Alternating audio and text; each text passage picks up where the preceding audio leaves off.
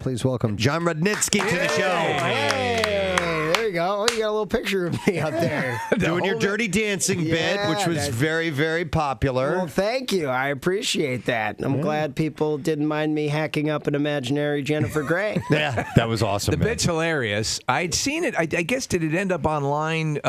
Did you do it at the Montreal? I did it in Montreal, and that's how SNL saw me initially. It was hilarious. To explain it, you're basically... Yeah, so I do the Dirty Dancing choreography with an imaginary Jennifer Grey all the way up into the lift, and then I drop her, and, You spin it like a pizza? I spin her like a pizza first, and then I drop. I get a little overly confident, with my tossing abilities, and then I'm trying to revive her. She's a goner, so I got to get rid of the evidence, but I'm still dancing the whole time. So I love the fact that you took time to skip rope with her intestines.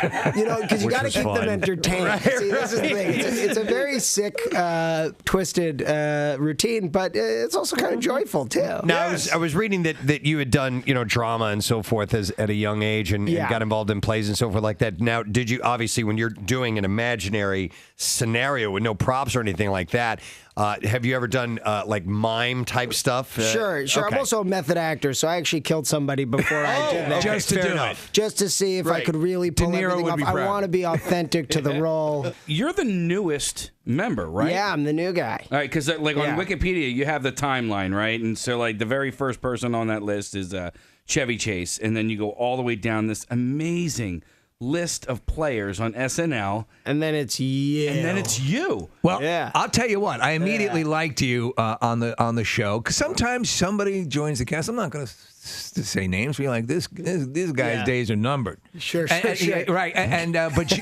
they started using you a lot. It seemed. They did. Yeah, they did. My first week on the show, Miley Cyrus licked my face, which is there you go. Which is a crazy first week of work. When you join the show, a cast member joins the show. In the beginning, the opening credits, and you're all doing your sort of things. Do you get to kind of say, "Hey, can I be doing this in the opening credits?" Or do they just tell you this is what you're going to do? No, they ask you if there's any particular place in New York that you want to shoot. I wanted to do the George Washington Bridge because I'm from Jersey. But they were like, we couldn't get a permit for that, so we just did Chinatown. Same thing. You can propose stuff, and but when I'm walking down the street in the beginning, those are all my best friends, my brothers. Yeah, you can tell because you're laughing, and it seems very genuine. Yeah. It was very surreal for all of us to be a part of it. That's cool. Oh yeah. You step into this restaurant, and all of a sudden there's all a camera crew, and all your childhood friends are there, and you're filming your SNL intro. It's bizarre. Man. Yeah. I wanted to ask about how bits get onto Weekend Update. So because your Swayze bit was a part of that, and is that just something that the producers think, oh, this is going to floor everybody, or is it something that you have to pitch? No, it's something you kind of have to pitch everything. Yeah. Because I was thinking about the Dirty Dancing thing for weeks and weeks, how to put it in a sketch and find a way to work it into just a normal, and I couldn't figure it out. It felt like its own thing. And then I said, well, what if I do it as an update piece? But that felt weird, too, because it's not a typical update piece where you're going back and forth between you and Trey or you and Colin.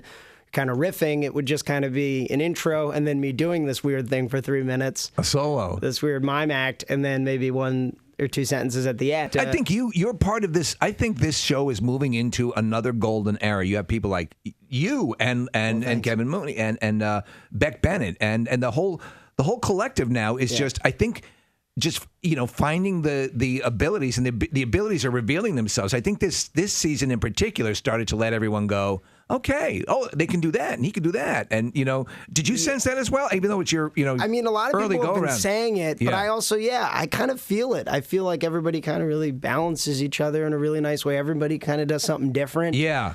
And I think it's in a good spot. I hope so. I'm glad you guys feel that way. If you're just jumping in, it's Jon Rudnitsky who's here, and he's going to be at Helium Comedy Club tonight, Saturday as well. And did I read this correctly that you won an award for a bit about your brother's huge genitalia? Yeah, Okay. I did. I talked about my brother's penis quite a bit. I'll be talking about it tonight and all weekend long. at Helium Comedy And it's Club. formidable, correct? I mean, that's what we're led to believe.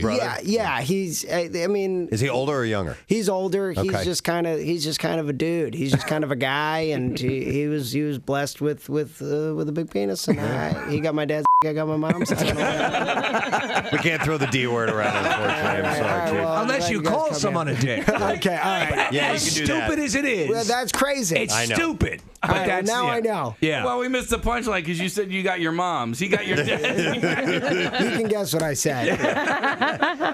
There are other words for it, but I don't know what I can say on here, and I don't want to get you guys in trouble. But you had to feed your brother's ego even more by making a whole comedy he'll bit bring out a of it. girl to my show, and that'll be a big first date for him. And then he'll say, "Will you do the thing where you talk about my penis?" Like, all right.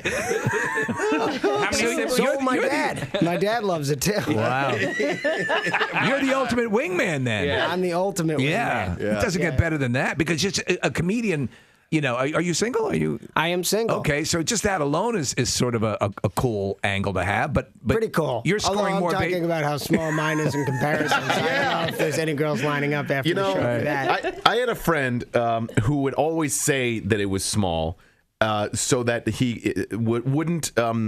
People wouldn't when he ended up dating a girl, they wouldn't be disappointed. Sure. So he got them to think he was smaller than he actually was. Yeah, I think there's, I think there's probably a certain element of that. It's also more in comparison to my brother. Sure, Right. but I think it's the same way like a doctor might deliver an overly dramatic prognosis, and this way he looks like a genius if he solved. It's like, I it's like managed this. to pull you out. I got a 153 my first semester in college. That way, whenever I brought home a 2.0, my parents were like, "This is great." So you did that on purpose. There you go. He's gifted. Yeah. I have to ask you how important, because I saw I remember just seeing a number of your bits on YouTube. Yeah. How important was that? Because we had the Lonely Island guys in here, and they had they started to get traction early with stuff with that. How important was YouTube for you initially?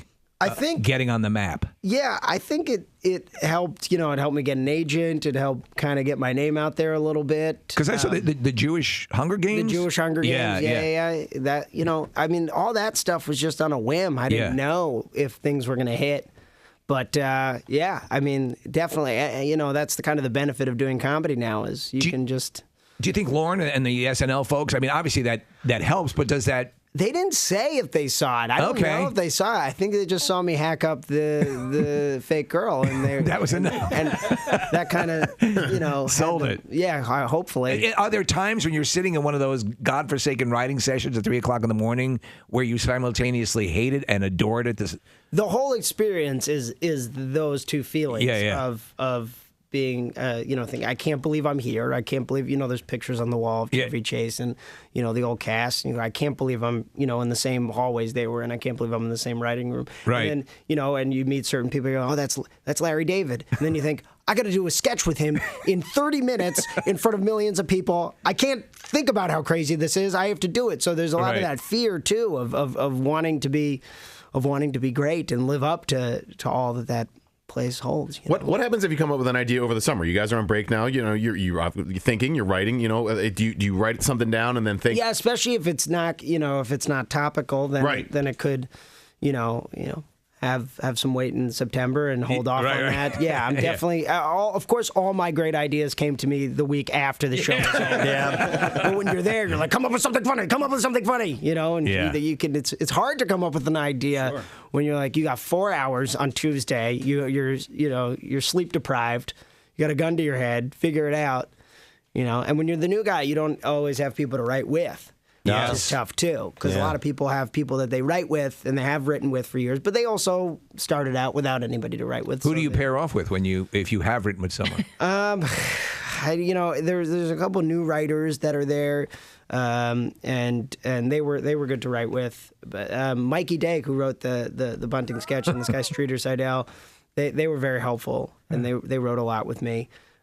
If I could convince them to, usually at like 11 a.m. after they'd written 7 other sketches. Those guys are machines. Yeah. Meanwhile, it'll take me a whole night to write an update piece and, You know. Well, but you save your best stuff for Helium Comedy Club. I've saved it all for Philly. Nice. That's it. We know it. We feel it. Well, thank you for this peek into the current world of SNL. Oh, yeah. And what's going on. But now we're happy you're in Philadelphia. And I'm so happy to be here. awesome, man. We'll keep kicking ass, and maybe your penis will get bigger someday. I'm hoping. There's still hope, right? Yeah, sure, of course. There's always hope. Late growth spurts. Yeah. I feel it getting bigger already.